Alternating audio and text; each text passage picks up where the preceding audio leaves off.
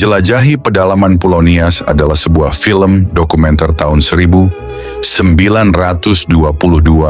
yang dibuat atas pesanan perusahaan minyak Nederlands Indische Aardoliestichting.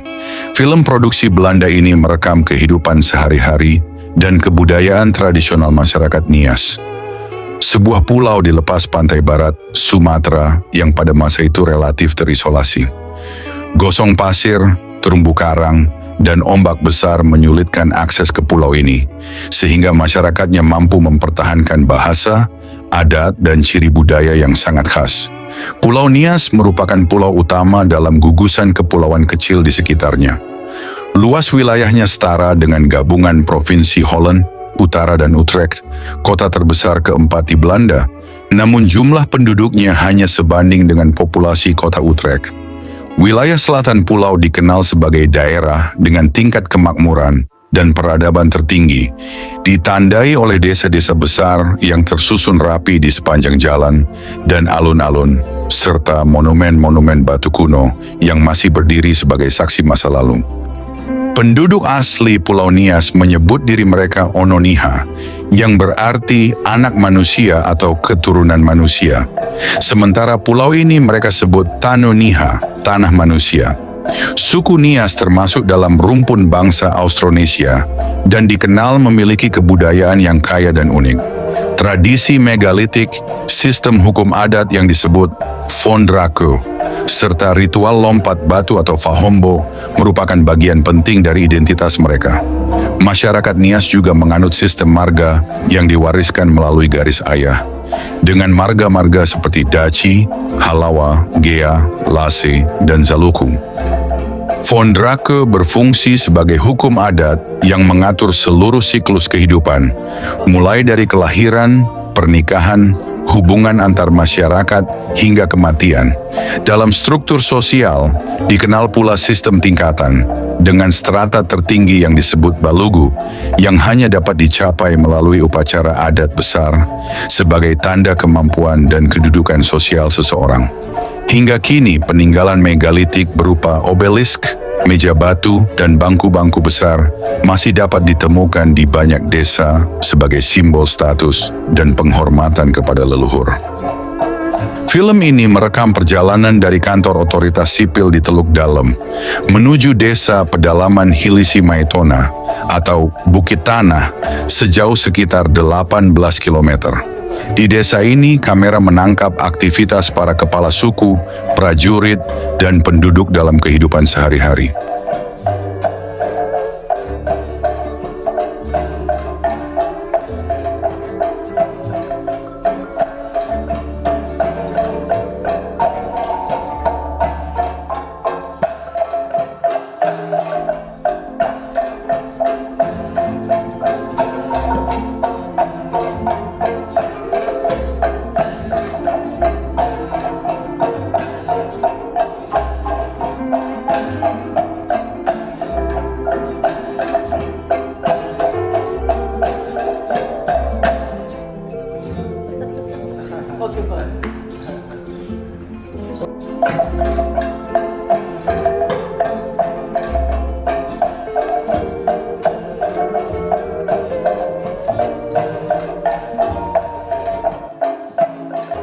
Tampak seorang warga memetik kelapa. Pulau Nias masih memiliki adat istiadat, budaya, dan kegiatan sosial yang terpelihara dengan baik. Aktivitas sosial masyarakatnya selalu mengedepankan nilai kekeluargaan, kebersamaan, serta hidup bersahabat dengan alam. Kesederhanaan ini terus dijaga sebagai bentuk kearifan lokal masyarakat Nias. Salah satu wujudnya adalah aktivitas Manula Banio. Manula Banio merupakan proses pengupasan buah kelapa tua dari sabutnya dengan menggunakan alat yang disebut sula. Kegiatan ini sering dilakukan oleh masyarakat Nias, khususnya yang tinggal di desa, saat kelapa dipanen dari kebun. Proses pengerjaannya dapat dilakukan oleh orang tua maupun anak laki-laki. Terkadang, mereka juga meminta bantuan saudara, tetangga, bahkan menggaji orang untuk membantu mempercepat pekerjaan. Buah kelapa yang telah terlepas dari sabut kemudian dijual kepada pengepul. Selanjutnya, kelapa tersebut dijual kembali ke Gunung Sitoli atau dikirim ke luar pulau, seperti ke Sibolga dan sekitarnya, untuk diolah menjadi santan. Dalam perkawinan adat Nias, penyerahan mahar yang dikenal sebagai bewe atau jujuran bukan sekadar formalitas, melainkan ritual sakral yang menandai kesungguhan ikatan dua keluarga besar. Prosesi ini diawali dengan pertemuan awal yang disebut Fameeli, ketika pihak laki-laki melalui para utusan mendatangi keluarga perempuan untuk menyampaikan niat meminang. Pertemuan ini tidak langsung berbicara soal jumlah mahar, tetapi membuka ruang musyawarah yang melibatkan keluarga inti serta tokoh adat Samatofa sebagai dasar penilaian terhadap kelayakan dan tata cara yang harus ditempuh. Setelah niat diterima, barulah masuk pada tahap penetapan mahar, gogoila. Besaran bewo ditentukan melalui perundingan dengan mempertimbangkan status sosial, pendidikan, serta kesepakatan kedua belah pihak. Pada masa lalu, mahar umumnya berupa babi, emas, dan beras. Para perempuan dan anak-anak mengambil air dari pemandian umum untuk keperluan rumah tangga, sementara para pria turut membantu dalam pekerjaan tertentu, termasuk menumbuk padi. Gambaran ini menunjukkan pembagian peran yang relatif cair dalam kehidupan desa.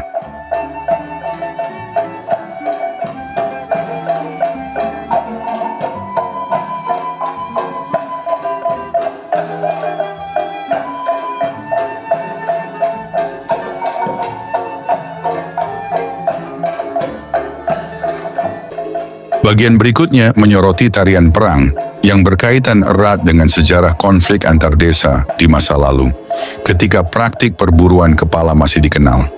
Kepala musuh dibawa ke desa, tarian perang dipentaskan, dan persembahan dilakukan kepada patung leluhur sebagai bagian dari ritual kemenangan. Tarian perang Nias dikenal sebagai Fatele atau Falwaya, yang berarti bersama-sama atau kerjasama. Para penari mengenakan busana perang merah dan kuning yang disebut baru Eroba, lengkap dengan hiasan kepala, pedang tologu, perisai kayu ukir balusem, dan tombak toho.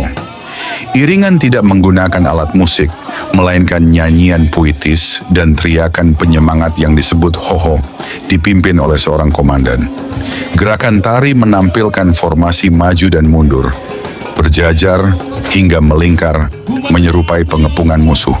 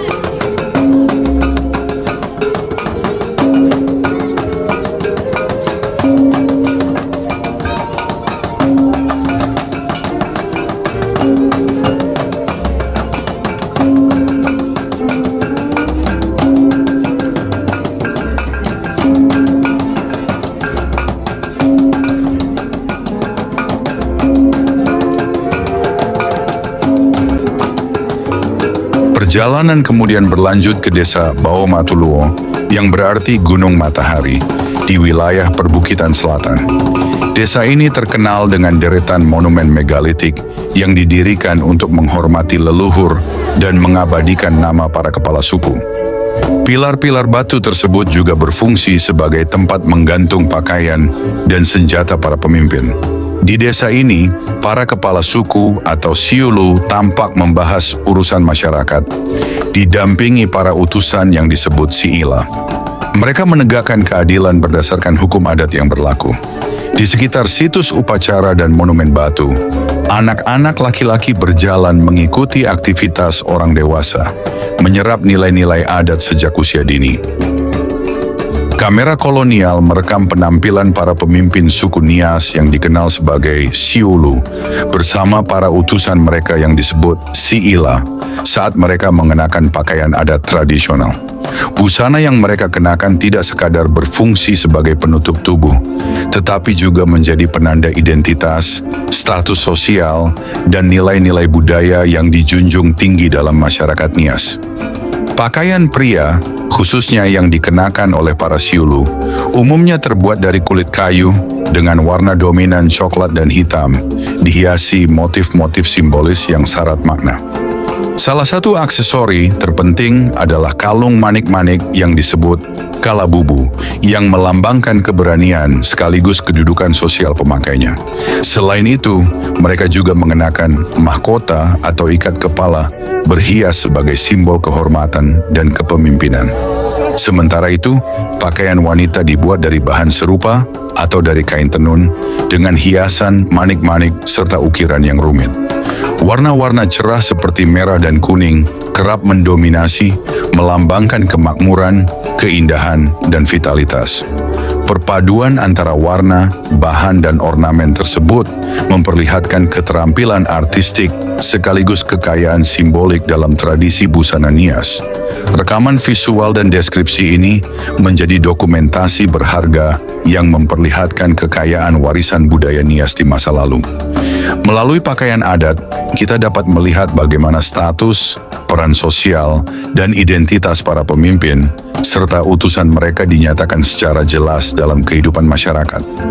Sekaligus menegaskan pentingnya busana tradisional sebagai bagian tak terpisahkan dari struktur sosial dan budaya Nias.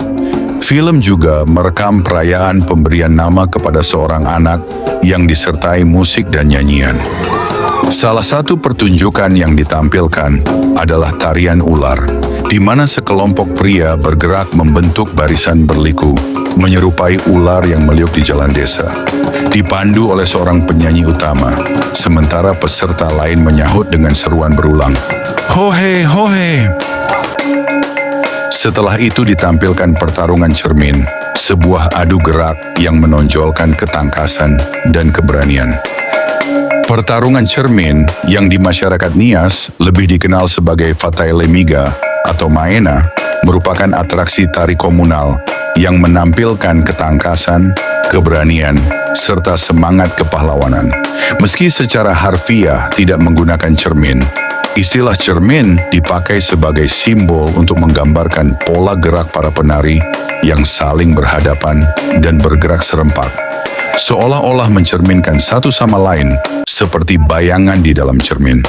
Tarian ini berbentuk tarian perang yang dibawakan oleh sekelompok pria dengan iringan musik tradisional seperti gong, gendang, dan nyanyian ritmis yang membangun suasana heroik.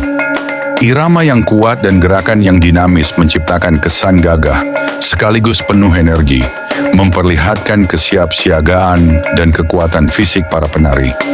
Dalam konteks sosial dan budaya, Fatailemega tidak hanya berfungsi sebagai hiburan, tetapi juga memiliki makna ritual dan seremonial. Dahulu tarian ini digunakan untuk membangkitkan semangat para prajurit sebelum berangkat ke medan perang. Dalam perkembangannya, tarian ini juga ditampilkan untuk menyambut tamu kehormatan serta memeriahkan berbagai upacara adat. Gerakan yang lincah, tegas, dan dilakukan secara serentak menjadi simbol kekompakan, keberanian, dan ketangkasan dalam menghadapi musuh. Melalui tarian ini, masyarakat Nias menegaskan nilai-nilai kepahlawanan dan solidaritas yang diwariskan dari generasi ke generasi, sekaligus menjaga keberlangsungan identitas budaya mereka. Selain upacara dan tarian, film memperlihatkan berbagai keterampilan tradisional, seperti pandai besi yang membuat parang, kapak, dan mata tombak, serta proses memukul kulit kayu untuk dijadikan bahan pakaian.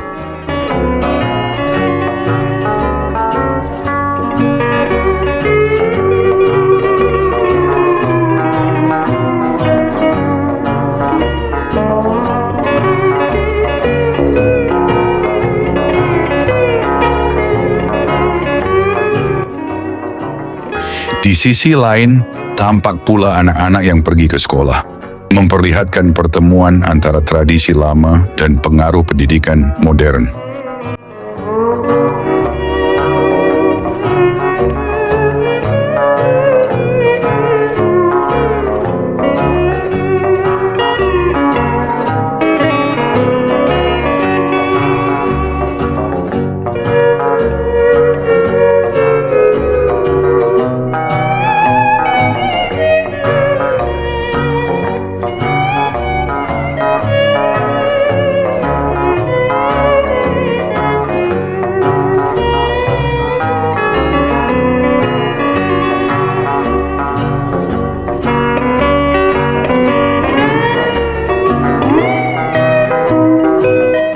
Pada bagian penutup, seorang lelaki tua duduk bercerita kepada anak-anak, menyampaikan kisah dan nilai-nilai leluhur.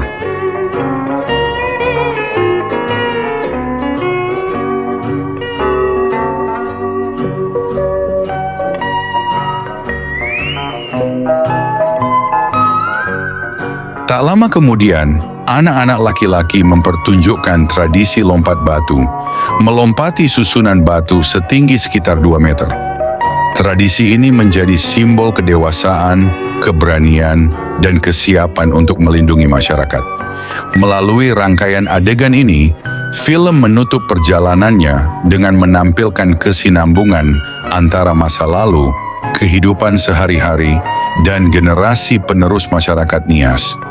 Sebuah potret budaya yang direkam dalam bingkai kolonial, namun kini menjadi arsip berharga tentang jati diri Tanah Niha pada awal abad ke-20.